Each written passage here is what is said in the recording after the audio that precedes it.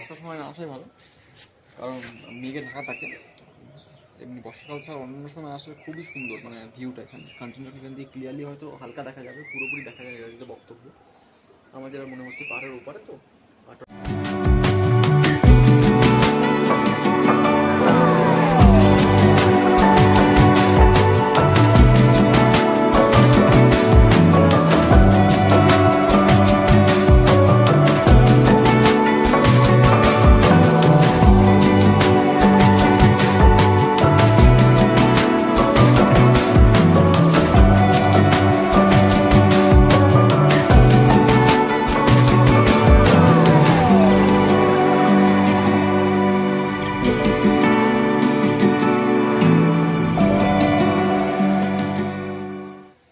এক মিনিট, আপনি কিছু শুনতে পাবেন যদি মন দিয়ে শোনেন।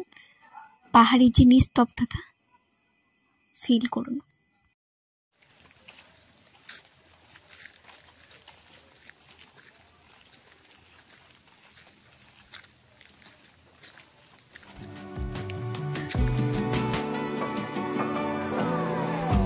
নমস্কার বন্ধুরা, রাইড অফ ইন্ডিয়াতে আপনাদের সবাইকে স্বাগত।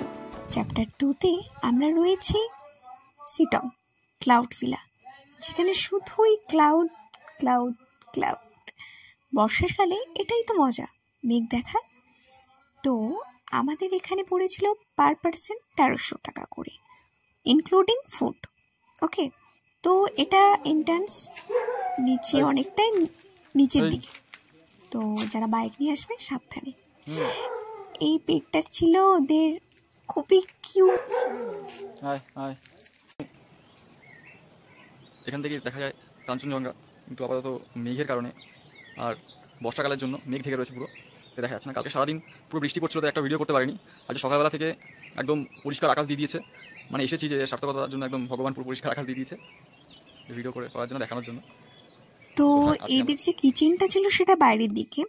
কিচেনে ভীষণ সুন্দর একটা শান্তিনিকেতনের আর্ট করা আছে, ভীষণ সুন্দর লেগেছে আমার এই ব্যাপারটা।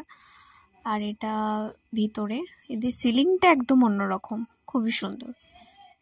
আর রুমের হচ্ছে ওয়াশরুম ভীষণই নিট অ্যান্ড ক্লিন, খুবই ভালো।